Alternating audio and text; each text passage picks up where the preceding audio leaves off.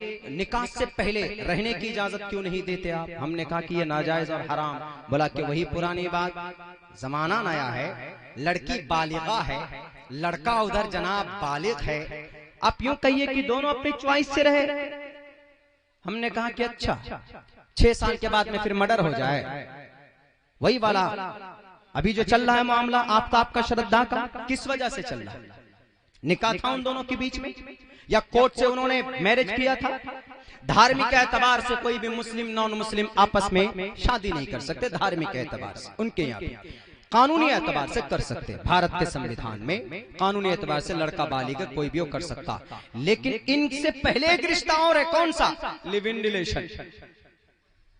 Live in relation का मतलब आप किसी लड़की को फोन लगा, hello madam, your voice is so sweet, आपकी आवाज बहुत अच्छी, I want to be a friend, good friend in the future, every time I will care you, हमेशा आपका ख्याल रखूंगा, हमेशा आपके साथ रहूंगा, तुम बोलो तो मैं कल ही टिकट बुक करा के जाता हूँ, चांद से भी तारे लेकर आ जाऊंगा तोड़ करके लेके। अब बेचारी समाज की भोली बच्ची होती है, वो फौरन वो अच्छा ये चांद से तारे तोड़ कर ले आएगा, चांद पर घर बना देगा, वो भी हवाओं में उड़ने लग जाती। उसके बाद होता क्या, कहते हैं कि कानूनी एतबार से तो जरूरी नहीं है शादी करना, हम लोग ऐसे ही रहते हैं। ऐसे इस रिश्ते का क्या नाम दिया गया? Live in relation.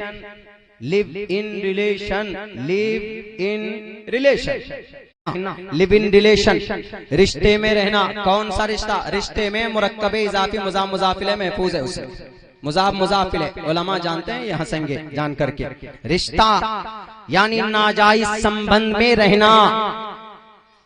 अभी मर्डर हुआ तो होश ठिकाने आ गए, इजाजत नहीं, उसको सजा मिलनी चाहिए, मुजरिम है। लेकिन इस्लाम तो इस बुराई को पनपने से, जिस दिन ये बुराई वजूद में आ रही थी, जिस दिन मैसेजेस एक दूसरे को डिलीवर हुए थे, हाय आई एम एमडी आफ्ताब, उधर से वो कही होगी देयर इज श्रद्धा, यहाँ पर मैं श्रद्धा हूँ, वो कहा होगा कि आफ्ताब। इस्लाम कहता है कि नहीं, ये जहर है, जहर, इजाजत नहीं, ये काम मत करो नौजवानों, ये काम मत करो तुम लोग। इस्लाम मना करता है ना, निकाह से पहले किसी भी बच्ची से बात करना इस्लाम में गलत है, गलत है, गलत है। किसी भी एतबार से कोई जायज नहीं कह सकता कि इस्लाम निकाह से पहले किसी भी बच्ची का हाथ पकड़ना या उसके साथ में रिलेशन बनाना या उसके साथ में कोई डेटिंग करना। डेटिंग एक अलग नया वर्ड, डेटिंग मतलब घुमाने लेकर जाना, कॉफी पीना, जनाब बैठकर चुस्की पीना, पार्क में जाकर सेल्फी लेना, इसको डेटिंग बोलते। ये डेटिंग नहीं है, जिंदगी का चैटिंग है ये, चैटिंग। इसीलिए बचो, ये सारे पैगामात अल्लाह के नबी अलैहिस्सलातु वस्सलाम की जिंदगी के अंदर है। इसीलिए दुनिया जदीद नजर से देखने वाले, दुनिया के अंदर जदीद चीजों को, कुछ चीजें ऐसी है जिसको हम मान सकते हैं, मॉडर्न एतबार से तरक्की करना चाहते हैं तो हम मान सकते हैं, हम इसके खिलाफ नहीं है, कुरान भी खिलाफ नहीं है। लेकिन जो चीजें अभी वजूद में आ रही है, इन चीजों को कुरान ने पहले मना किया था। आज गाने के ऊपर वबाल है। कुरान ने 1450 साल पहले कहा था कि कुरान गाना सुनना, सुनाना, बनाना, बनना, बनाना सबके सब नाजायज और हराम है। आज जनाब तुम लिव इन रिलेशन को कह रहे हो कि कत्ल हो गया, कत्ल करना गुनाह है। अल्लाह के नबी ने 1450 साल पहले कह दिया था कि गैर महरम से निकाहें मिलाना या उससे बात करना इजाजत और इसकी परमिशन नहीं है। अल्लाह के नबी अलैहिस्सलातु वस्सलाम की जिंदगी को इसलिए कहा गया, लक़द काना लकुम फी रसूलिल्लाहि उस्वतुन हसना, के लोगों मोहम्मद की जिंदगी देखोगे तो तुमको एक उस्वा मिलेगा, तुमको एक तरीका मिलेगा।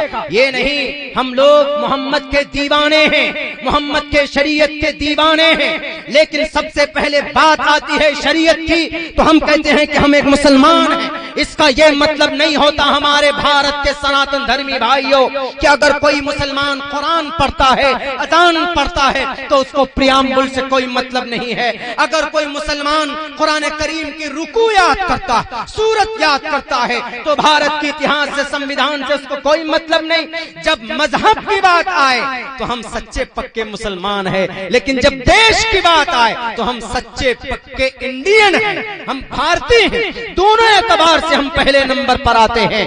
और अगर दुनिया ये कहती है सर्वे चला करके इन मदरसों के अंदर यही कुरान की तालीम दी जाती, वो जिहादी आफ्ताब मदरसे में पढ़ा इसीलिए उसने 36 टुकड़े किए, 100 मर्तबा हम निंदा करते, उसको फांसी के फंदे पर लटकाओ। अगर वो मुजरिम है, समाज का कोई भी लड़का अगर किसी बेटी की इज्जत को लूटता है तो हम कभी भी तरफदारी नहीं कर सकते, उसको फांसी दी जाए। जिसके दिल में बेटी का सम्मान न हो, जिसके दिल में औरत की इज्जत न हो, वो इंसान नहीं हो सकता। अल्लाह के नबी अलैहिस्सलाम ने बेटियों को बचाया, बेटियों को ज़िबा किया जाता था, दफन किया जाता था, लेकिन खुदा के वास्ते रोक दो इन नफरतों को। हमारे मीडिया वालों, खुसूसन टीवी 9 वर्ष भारत वालों, न मालूम आपके अंदर कितनी नफरतें भरी हुई है। अगर आपको लगता है कि इन मदरसों के अंदर जिहादी पैदा होते, खुदा की कसम मदरसों में जिहादी पैदा नहीं होते। उठाओ तारीख 1923 की, दुनिया का सबसे बड़ा डॉक्टर मदरसे से पढ़कर निकला था, उनका नाम अबू बकर मोहम्मद बिन ज़करिया अर्राजी था, मदरसे से पढ़कर के निकला था।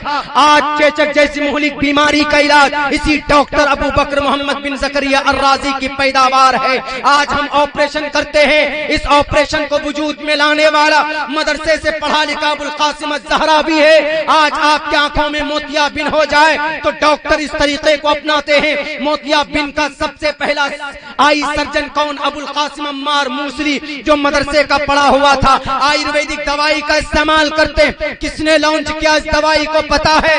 ये हमारे 1.5 आंख वाले बाबा हरिद्वार के नहीं, बल्कि इस दवाई को वजूद में लाने वाला उस शख्स का नाम जनाब अबू मंसूर बगदादी, जिसने 500 दवाई की खोज करके दुनिया को किताबुल अदविया जैसी एक ज़ख़ीम किताब फराहम की है। मदरसे से पढ़कर निकला था, आज MBBS डॉक्टर और जनाब MD डॉक्टर बनता। अल कानून किताब को पढ़ने के बाद इस अल कानून किताब को लिखने वाला कोई और नहीं है। दुनिया वालों याद करोगे, इस किताब को लिखने वाला 10 साल का हाफिज़ कुरान, उसका नाम शेख हुसैन इब्न अली सीना, जो मदरसे से पढ़ करके निकला था। ये तारीख है हमारी। मदरसे से पढ़कर सिविल इंजीनियर बना, मदरसे से पढ़कर अभी इस रिपोर्ट सन 2022 में तकरीबन 10 बच्चों ने नीट का एग्जाम क्रैक किया है, जो UPSC के बाद सबसे बड़ा एग्जाम होता। हाफिज कुरान था। इसका यह मतलब नहीं कि कुरान पढ़ता है तो तशद्दुद परस्त बन जाता। कुरान न पढ़ने वाले तशद्दुद परस्त बनते। राजीव गांधी को मारने वाले और इंदिरा गांधी को मारने वाले, गांधी को मारने वाले कोई कुरान नहीं पढ़े थे। इस देश में नफरत करने वाले कोई पढ़ान लिखा, कोई कुरान पढ़ा हुआ नहीं है। उनके दिल में नफरत बसाई गई, इसलिए नफरत की बात छोड़कर एक प्लेटफॉर्म पर आकर इंसानियत के नाम पर आप भी आदम की औलाद, हम भी आदम की औलाद हैं। उठाकर देख लीजिए, भविष्य पुराण के अंदर कहा गया साफ लफ्जों में, ओम और हवियवती विष्णु के गीली मिट्टी से पैदा हुए। प्रधान नगर में उन दोनों को रखा गया। कली वहां पर आया और कली द्वारा उन दोनों को ठग लिए गए। प्रधान नगर से उन्हें बाहर कर दिया गया, यानी स्वर्ग से बाहर कर दिया गया। दुनिया के अंदर जितने भी इंसान पाए जाते हैं यही ओम और हवियावती के कोख से पैदा हुए। हम उसी ओम को आदम बोलते हैं और आप हवियावती को हम अम्मा हव्वा बोलते हैं। इंसानियत का रिश्ता यहाँ से है। खामखा एतराज मदरसे में तालीम